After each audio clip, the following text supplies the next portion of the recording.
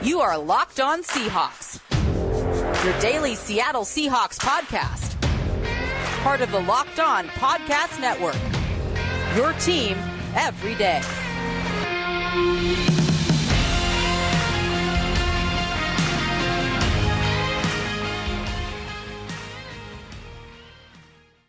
Here we go, another Locked On Podcast Network crossover episode. Locked On 49ers, Locked On Seahawks. Brian Peacock here with Nick Lee at BD Peacock, at Nick Lee 51. Appreciate everybody out there making Locked On 49ers and Locked On Seahawks your first listens every day right here on the Locked On Podcast Network. We appreciate the everydayers out there subscribed on YouTube and everywhere you get your podcast. This crossover Thursday episode is brought to you, as always, by Prize Picks, the easiest and most exciting way to play daily fantasy sports. Go to prizepicks.com/LockedOnNFL and use code, all lowercase, LockedOnNFL for a first deposit match up to $100. All right, it's good to be chatting with you here, Nick, about 49ers Seahawks Part 2. It was actually Corbin and Croc, the co-hosts that did the last crossover on Thanksgiving. So now it's our turn to talk about the 49ers and the Seahawks, since we haven't yet. And I'm excited about this one. And I'll toss it over to you first, Nick, because as we do start these crossovers, it's always about the biggest stories and the biggest, aspects of these games coming into it. So for the Seattle Seahawks, Nick, what's going on in Seattle? What is the big story for the 6-6 Seahawks here as we hit week 14? Well, one of the bigger stories is that they're 6-6 after a 5-2 start. I'd say there's a feeling in the fan base that the season's hanging by a thread a little bit. Don't tell Pete Carroll that, though. he seems pretty confident still, but he was chewing his gum a little harder last week. I think he's feeling it. Oh yeah, I mean, how can you not? And even they went from 5-2 with a little Starbucks cup of coffee in first place there for a sec. Now losing 4 of 5. All while the Packers and Rams have won 3 straight. The Bucks and Saints are lurking in the back of the NFC wild card. So, I mean, certainly this kind of feels I don't think it's a hint or a pinch of desperation anymore. I think it's 2 full-blown cups of desperation for the Seahawks, at least in the fan base. Of course, the team won't say, "Oh yeah, we're desperate," but right. It's definitely there's a high level of angst going into this game. Yeah, there was a time earlier this season, and it wasn't very long ago, that it was like, okay, well, the 49ers and the Seahawks are going to make the playoffs. It just depends on which one wins the division, which one's the 5-6 seed, whatever it is. And now it's like, okay, 6-6 Packers that are starting to play their best ball of the season. The Rams are hanging on at 6-6. I don't know if they're going to keep doing it, but it's not a shoo-in that with the 49ers winning a big one with the Philadelphia Eagles last week. Like it's not a guarantee that the Seahawks are going to be making the playoffs now. And look, I don't want to say where your headspace is, Nick, but I was creeping around on your Twitter account, and I saw you doing mock drafts. And so that's usually when you start doing mock drafts in September, that's like, oh man, this is the time of season we start looking ahead to 2024. You're not quite that far down the road, are you? By the way, a quarterback I saw was your pick for the Seahawks in the first round in that mock. Yeah, I mean, I'm kind of a mock draft nerd anyway, so I've been trying to, even as the Seahawks win games, do a weekly mock, just kind of what I saw, what are some needs that I might, and yes, especially after that Pac-12 title game, I pretty much said, hey, whoever the winner of that game is, why not the Seahawks just draft that guy? Yeah, I'm sure there's a lot of Seahawks fans that wouldn't mind a certain UW quarterback. Absolutely not. Yeah, so it's certainly as the losses have piled up. Yeah, I think I saw that 6 teams are separated by 1 to 2 games in the 2 wild card spots. So it's getting crowded, and the Seahawks have not done any favors. And then they play the Eagles next week, so it doesn't get any easier from here. No, it doesn't. And the tiebreaker is conference. So the tiebreaker within the division is division record, but for wild card, it's conference record. What is the Seahawks conference record right now? I don't have that in front of me, but I know it's worse than they obviously don't have the tiebreaker over the Rams, because that's an 0-2 that's an 0-2 hole there for the Rams. Yeah. And I believe and head is first. So that's rough. So and right now the Packers have a better conference record. Seahawks are 5-4 in the conference. I just had to quickly look. Okay. Still respectable, but the Packers are 4-3, Rams are 4-4. So technically Seahawks have a better one than the Rams, but obviously the head-to-head trumps that. Yeah. So I mean, with some tiebreakers without the sans Rams, the Seahawks are in a decent spot. But if the Rams stand in the way, that can get complicated.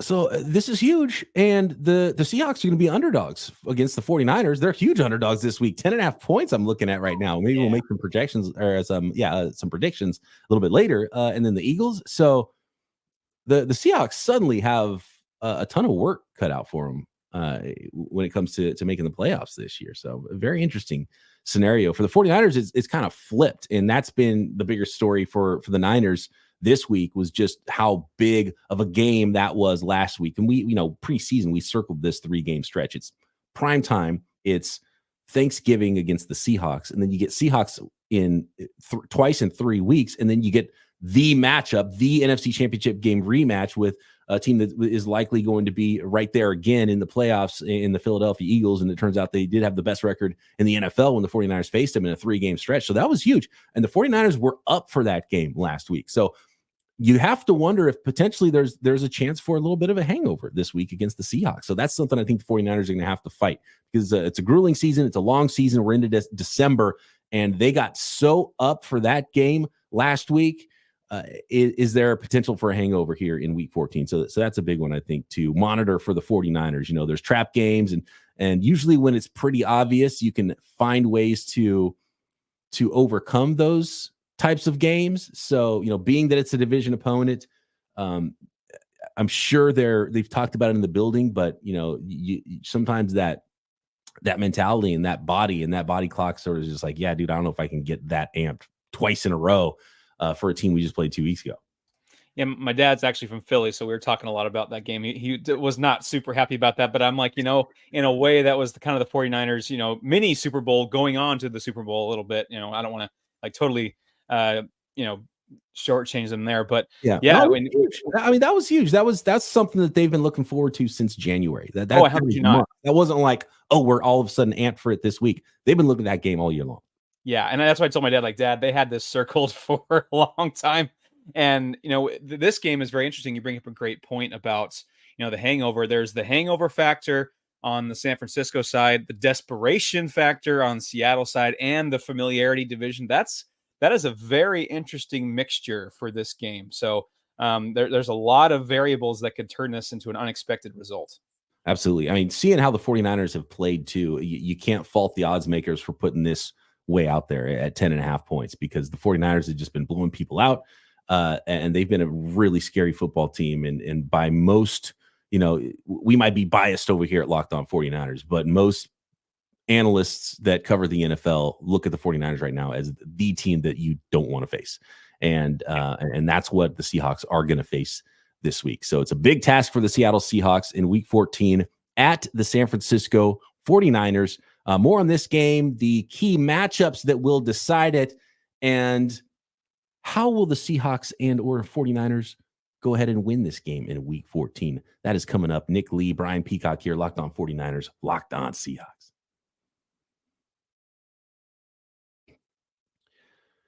Today's episode of Locked On 49ers and Locked On Seahawks is brought to you by LinkedIn Jobs. When you're hiring for your small business, you want to have as many top-tier candidates as possible to interview. That's why you have to check out LinkedIn Jobs. LinkedIn Jobs has the tools to help you find the right professionals for your team faster and for free. And LinkedIn just isn't another job board. LinkedIn has a vast network. We're talking about 1 billion professionals that are on LinkedIn, that makes it the best place to eventually interview and hire your candidate. In fact, 86% of small businesses get a qualified candidate within 24 hours at LinkedIn Jobs. And a special offer for our listeners as usual.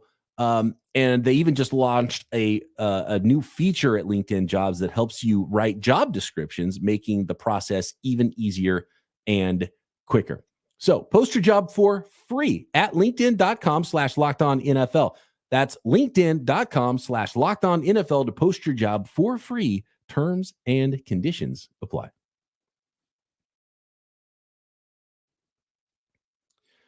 All right, looking at some of the key matchups here, 49ers Seahawks in week 14. I want to go to one of my favorite matchups that we were talking about before the week 12 Thanksgiving game, and that's DK Metcalf and Charvarius Ward. And to my eye, and correct me if I'm wrong, Nick, I thought DK Metcalf was a little bit less ornery in that game than he usually is. Usually he's good for at least one kind of push near fight against the 49ers and against a lot of other teams because he plays with a little bit of an edge. And then in week 13, you see him against the Cowboys and he's just red hot and he's on fire and he's the fastest ball carrier in the league on that touchdown. And it's just like, okay, that's the DK Metcalf. Did the 49ers make him angry? Was he hulking up because of the 49ers game? It's still a huge matchup for me, and I love that the 49ers have allowed Charvarius Ward to travel with DK Metcalf in recent seasons, and they're starting to do it more. He moved around with A.J. Brown as well last week, DK's former college teammate. So that's a huge matchup for me. What have you seen from DK Metcalf this year? And sort of, kind of talking about that quarterback mock draft you had there. What about Geno Smith? What kind of season is Geno Smith having? The passing game, DK Metcalf. Talk to me there because it's always going to be important to stop those guys and not allow those quick strikes. Yeah, you bring up DK Metcalf first, and he would scorched earth on Deron Bland last week. I think it was over 100 yards and a couple touchdowns on him. And then Charvarius Ward did very well against DK Metcalf in that Thanksgiving matchup. With DK Metcalf, he's maddening at times because he has the top 10 receiver ability, top 10 receiver, physique, or top 1 physique, really, top 2. Yeah. The talent is always there. And he's like a good person too. So, I mean, and then you get some of the boneheaded stuff as well. I think the reason why perhaps he wasn't as ornery, to use your word, in that Niners game is some of his orneriness, I think, came to a head earlier in the year, to where it had to be like publicly addressed by Pete Carroll. And I think that kind of got put to bed a little bit. And maybe between the Niners game and the Cowboys game, there was hey, let's loosen the leash a little bit and get you back to where you were. And so, that's going to be a huge matchup. Charvarius Ward, I think, was the winner in that matchup first in the Thanksgiving matchup. But and then going to Geno, I think it's safe to say that he's come down a little bit from his burst onto the scene last year. And the numbers aren't quite there. Now he's still a top 15, perfectly average quarterback or above average quarterback in most categories. But he's not elevating his game quite as much. And, some of that is the Shane Waldron factor. There's some orneriness going on there with the fan base and Shane Waldron. There's offensive line playing, musical chairs. There's a lot of factors that just, it's not all on Geno. He's made some turnover worthy plays, but he's still a very solid, league average to above average quarterback. But a lot of factors are at play, offensive line health. And DK Metcalf having a bit of an up and down season. Correct me if I'm wrong. I feel like whoever the Seattle Seahawks offensive coordinator is just under the gun, no matter who the quarterback is. It's been going on like 10 years. We've been hearing that. That's true. Well, Corbin and I were just talking about this last week where, Brian Schottenheimer had a really good run with Russell Wilson here before. Now he's in Dallas. You're welcome, Dallas. That's going pretty well. Okay. And then Shane Waldron had, that last year with Russ, the last year with Geno, Russ's last year, then last year with Geno. And then we're feeling like it's almost like a third year wall in Seattle. Like there's an offensive coordinator third year wall that they seem to hit. I'm not quite sure, if that's just circumstantial, but yeah, it's, before it was Lit Russ, the whole Lit Russ Cook thing, that was a disaster. And now it's, is it Geno? Is it the coordinator? Because there's still a ton of skeptics out there about Geno Smith. Offensive line is usually an issue in Seattle. It's a lot better. Geno Smith has a better offensive line than Russell Wilson pretty much ever had. So there's a bit of that hanging over him as well. So yeah, the offensive coordinator thing is, we've decided in Seattle, you have a 3-year shelf life pretty much in Seattle. One thing I don't like about the Seahawks right now is, we just talked about the passing game, but the running game, because everything starts there, right? And with a good young offensive line and now running back injuries, and I think we're going to need an update on what those running back injuries are, especially for my fantasy team, because I need Ken Walker back out on the field for me if I'm going to do anything in my playoffs. We're talking about the Seahawks playoffs, but let's be honest, my fantasy team is a little bit more important right now. So we need Kenny Walker back on the field, but it starts there. So if the Seahawks can't come out and run the ball at least a little bit on the 49ers, become one-dimensional, and then you can kind of see how things can go kind of south quickly when you're playing the 49ers, as good as they are on both sides of the ball. So talk to me about the run game and the health of those running backs. Well, there was a little sneak peek of that on Thanksgiving. Not sneak peek. It was a full-blown display of what can go wrong for the Seahawks. Full frontal. Yeah, full frontal. Yeah, explicit content. Ken Walker III sat out of practice today. I would be surprised if he played. If he does, maybe a pitch count. And Zach Charbonnet also sat out practice today, but it was a bit more. I think we're a bit more optimistic on Charbonnet playing because, boy, if both Ken Walker and Charbonnet can't go, it is DEFCON 1 with that offense. You got DJ Dallas, Kenny McIntosh, who's played all of 8 snaps, all on special teams. They just signed Sir Roderick Thompson out of Texas Tech to the practice squad. So we're dipping into the practice squad signings. I mean, so if Charbonnet can't go, that is a devastating blow. So Ken Walker, I think there's still a chance he can play. I would definitely keep an eye if you're a fantasy Ken Walker, relier. I would definitely keep your thumb on that pretty much until kickoff. But I would lean towards he's probably not.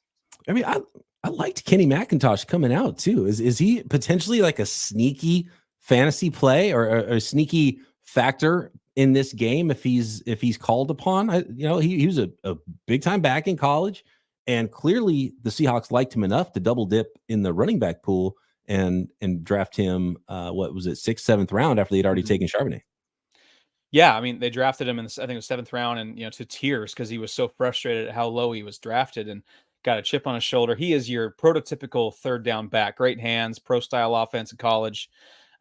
Injuries have just really derailed the start of his career. Didn't really have a preseason, really missed. He just now got back on the field last week.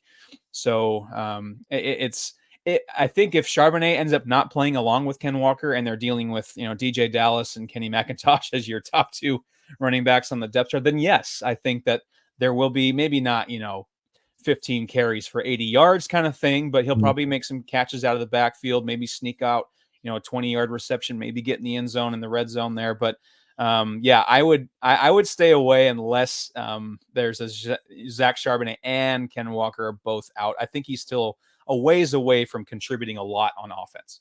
Yeah, Nick, I was hoping you were going to give me more nuggets for my fantasy squad, dude. I got to be honest with you. I'm hurting right now with the running back. Sorry. Fortunately for the 49ers, Christian McCaffrey is a cyborg, and he's always out there. I want to talk about the offensive side of the ball in the 49ers versus that Seattle Seahawks defense as well. And there's some key matchups, obviously, there. One more note here on Seahawks offense versus 49ers defense. The 49ers defense is a really good unit.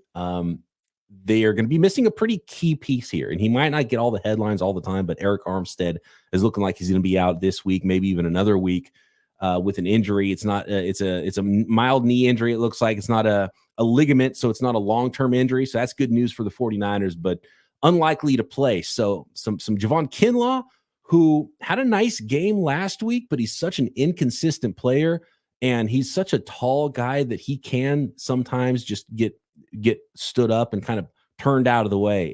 And he'll make some big impact plays, and he'll make some low light plays as well, where he gets driven out of the play and turned a little bit too easily. So that's an interesting one. And then 2nd-year guy, Kalia Davis, who's hardly been active for the 49ers in his 2-year career. He came into the league injured, got his first sack of his career inside. So interesting rotation inside for the 49ers. If there's a week that maybe you could sneak in and get some things done on the interior against the 49ers defense, potentially this could be the week for the Seattle Seahawks to take advantage of that. Yeah, go ahead. I was saying, and weirdly, this is, I think, the healthiest the Seahawks have been along the offensive line with Abe Lucas coming back, Anthony Bradford, Evan Brown, Damian Lewis, and Charles Cross. They've gotten very little time to play together as a fivesome. So I think this is now should be the 2nd week in a row we get Abe Lucas and maybe a bit more with sea legs under him. Next, let's talk 49ers offense, Seahawks defense, and how could this go? Let's paint the pictures of a 49ers win, a Seahawks win coming up next. Today's episode of Locked On 49ers and Locked On Seahawks is brought to you by one of our newest sponsors. I'm excited about this one. I already got a Skylight digital frame. Actually, I got my headphones on, so I can't reach out and grab it, but it's right over here.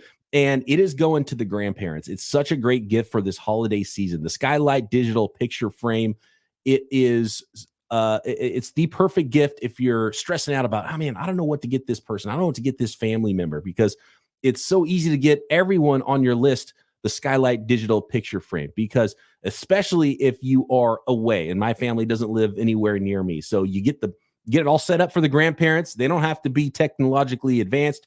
You can utilize the app to send photos to it, update new photos all the time for the grandparents. You can actually, you don't even have to download an app if you don't want to. There's a unique email that you can effortlessly send photos to, and it'll upload right to your picture frame, whether it's in your house or somebody else's home. So easy to use, takes less than a minute to set it up. You swipe through photos with the touch screen, and looks beautiful in your home. Tons of different colors of frames with the Skylight digital picture frame, and there's a satisfaction guarantee. Skylight, super confident that you will love your Skylight picture frame. They're offering a free 120-day return. So as a special offer for our listeners, limited offer, get $15 off your purchase of a Skylight frame when you go to skylightframe.com/lockedon.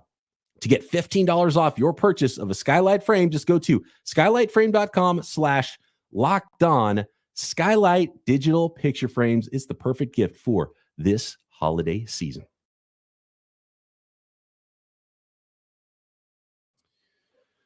Oh, yeah. All right. So how do the Seattle Seahawks, Nick, defend the San Francisco 49ers? It didn't go great a couple of weeks ago, but you're a familiar foe, and Pete Carroll's a darn good football coach. Don't do what the Philadelphia Eagles did, by the way. But I think I do think one thing the Seahawks are better at is tackling with their linebackers, with their safeties. So that's the good news. Maybe not 3 touchdowns from Debo in this game. Well, I don't know if we have any issues with our head of security either. So I don't know. I had to bring that up. Kyle Shanahan jokingly said, "Hey, look out, because we got something up our sleeves. If you can lose a civilian and get one of the players off the other team, that's a hell of a swap." So, I know. Yeah. Wow. What a show that was. One of my words of advice was, don't put Jordan Brooks on Deebo Samuel. I think is a good, sorry, I shouldn't say Jordan Brooks, because he's probably not going to play. Don't put linebackers on Deebo Samuel. He toasted Jordan Brooks for 46 yards, a couple first downs in that first matchup, but he's not playing. It's going to be the Devin Bush and Bobby Wagner show. Devin Bush can move. He's pretty quick. He's fast, but he's had his own issues. And I think that's why the Steelers kind of wanted him out of town. For all his speed, he's not really a great coverage guy. And he's not the most, he's not a technician. Yes. Say. But he's got all the physical tools you could want in a linebacker. Just not quite the technician yet. That'll be concerning for the Seahawks, because if he gets undisciplined, Kyle Shanahan's about as good as it gets as far as taking advantage of that. So, Deebo Samuel obviously is one of the better, just playmakers in the league. Then if you stop him by some grace of God, you got Christian McCaffrey, you got George Kittle. I mean, we talk all the time, when we're pre-gaming this with just Locked On Seahawks, like, okay, great, this is like fingers in the damn, whack-a-mole. Okay, great, you stop Christian McCaffrey, congratulations. There goes George Kittle. It's quite a headache. But I would say linebackers in coverage is a huge concern, and really Jamal Adams has not had a great season, and he's also playing banged up if he does play in this game, especially if he doesn't play in this game. He's another, doubtful or questionable. That's a couple, Jordan Brooks, Jamal Adams, that are some, stalwarts in the defense that you really need. Yeah. And Jamal Adams had really interesting, disappointing is another word, Seahawks career. And he was so much more athletic and just a versatile piece when he was with the Jets, and like leadership. And now it seems like he's not like leadership doesn't seem like it's there anymore. And it's hard to be a leader, I guess, if you're not on the field with all the injuries. Has that sapped some of his athleticism? Can he even move around like he needs to and be a factor run and pass? So what's going on with him? Great question. He's definitely had an interesting week as well. I don't know if you've been following some of the drama. Some unfortunate things. Like, that's what I'm talking about. Like leadership. He seemed like a stand-up guy that you would be like a really clean draftable prospect where you're like, oh, yeah, this guy's going to come to work. He's going to be a leader. Guys are going to feed off him. And it seems like he wouldn't be the first guy where it starts to fall apart off on the field, and that translates to off the field. Unfortunately, yeah, it's some of that could be the injury kind of sapping it. He's become a pretty undisciplined tackler this year. I tweeted out earlier today that among 68 safeties who have played at least 50% of their defensive team snaps, Jamal Adams ranks 37th in overall defensive grade Pro Football Focus, 46th in run defense, 43rd in coverage grade, and second highest missed tackle rate. So not a great season for a guy who you're paying big bucks for. He's definitely drawn the ire of Seahawks fans on the field and now in the locker room and off the field. So in the last couple of weeks, it's not been a great stretch for Jamal Adams. So if he comes out and balls out and, has a huge game here, I think if we're ranking which Seahawk needs the best game on Sunday, Jamal Adams might be number one. At least still got Bobby Wagner and Quandre Diggs, though. Yeah, I mean, two veteran, mature veteran, steady leaders there. Bobby Wagner has shown some cracks in coverage. Some of that could be schematic. Clinton Hurts have a tough stretch as well. But yeah, this defense is not devoid of talent. Let's be real. Devin Witherspoon, we've barely brought him up. I think he's still, even though he had a rough bout with CeeDee Lamb, I still think he's up there with Jalen Carter for Defensive Rookie of the Year.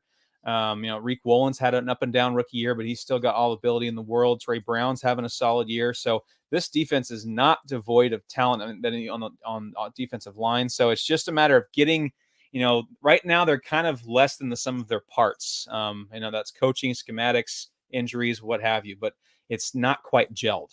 There was talk that Tariq Woolen was benched. Was it a benching? Was it an injury? Because then he had showed up on the injury report. How did that go? It was. I don't want to speak. I think it was a benching. Okay. I think it was a brief benching. He did play against Dallas, but I think it was a brief benching, maybe like a message sent. He wasn't all the way healthy in that game as well. And then when you pile on top of his poor tackling. Okay. He's protecting himself, trying to tackle, that kind of thing. And where technique has just gone out the window, trying to keep himself from getting even more injured. So I think it was maybe more of a message sent than legit, you suck, sit down. It was more of like, hey, you're not playing well. And, whether that be X, Y, or Z, sit down. Let's figure this out. But he's certainly not had the, borderline Rookie of the Year he had last year. He's shown flashes. He's got all the ability in the world. I think he'll be fine. I think, he's very, very young, very raw still. So yeah, a little bit of a sophomore slump, but we've seen that before. So yeah, I mean, the good players for sure have to show up and play good, right? And then you need to get some other performances for the Seattle Seahawks against this 49ers defense that have the league's leading rusher in Christian McCaffrey. We know what he can do running the ball out of the backfield as a receiver. And Brock Purdy's just on fire right now with leading the league in QBR, quarterback rating, under pressure. He's making throws down the field that are spot on in dimes. And of course, the short catch and run stuff is the Shanahan staples are firing as well, as good as they could be for the San Francisco 49ers. So it's going to be important, all hands on deck for those Seattle Seahawks to keep this one within 10.5 points, let alone go to Levis Stadium and knock off the San Francisco 49ers. So obviously I'm going to pick the 49ers in this one. And I think it's a pretty good line. I think it could potentially be a double-digit win for the 49ers with the way they're playing. But of course, division opponent, Seattle Seahawks, a Pete Carroll coach team, you can never bank on that. So I'll finish it up here, Nick, asking you this question. Can you paint the picture? What does it look like for a Seattle Seahawks victory Sunday? Well, first of all, most of Seahawks land was pretty convinced they were going to get absolutely waxed by the Cowboys, and they didn't. They fought. In fact, they should have won, and it was very frustrating. So if the Seahawks win, so fast forward to Seahawks win, here's what the box score looks like. The Seahawks are undefeated when they rush for at least 100 yards, so they're 5-0. I would probably bump that to 125 against the 49ers to be safe. I think San Francisco has only allowed 100 rushing yards 3 times this year. Pretty solid there. 49ers are 0-2 when they have multiple giveaways. The Seahawks, I think, really need to be +2 minimum in the turnover margin. Huge. And I think another good key would be to not allow 6 sacks of Geno Smith. That's probably be a go. Maybe cut that in half. Maybe 3 or less would be great. Can't let Nick Bosa and Chase Young just, sharks smell blood in the water, that kind of thing. I mean, that's game over if 4, 5, 6 sacks happen Right. again. Especially if you get down and you're not running the ball well, you become one-dimensional, and then the pass rush can just come after you. Nightmare fuel there. So that is how the Seahawks, I think they keep the running game going, and that's going to be really tough with some of the injuries they've had. But it's, they've lost 4 straight to the Niners with an average margin of 16 points. So I think that, the 10.5 line is pretty fair. And I think they're going to struggle. I think they're going to struggle to cover that, especially on the road. And like we were talking about with the desperation versus hangover matchup, which I think is fascinating. I think that just the Seahawks might have found a few things offensively against the Cowboys, because the Cowboys are no joke on defense either. But I don't know if it's enough to keep up with the Niners. When the 49ers are on all cylinders and healthy, they are the big bad. They are Thanos. They are Darth Vader. They are the big bad of the NFL right now. So at their home field, that would be really tough if they're banging on all cylinders. So keep the ball out of Brock Purdy and company's hands with the run game, multiple turnovers. That's really your only shot. And, as the 49ers always do, they're going to get the Seahawks best Sunday, and it's a really important one for the Seahawks to stay in that playoff race. And for the 49ers, they're still fighting for that 1 seed, might have to win out to get it as well. So it's really important on both sides. Nick, pleasure chatting with you. Had a lot of fun here. Thanks to all the listeners out there making us your first listen. Make sure you're subscribed up on YouTube and everywhere you get your podcast to Locked On 49ers and Locked On Seahawks. And how about subscribe to the Locked On Sports Today 24/7 feed on YouTube as well. First ever national sports streaming channel on YouTube. Check it out, Locked On Sports. And of course, we'll be back with Locked On 49ers, Locked On Seahawks tomorrow. Catch you then.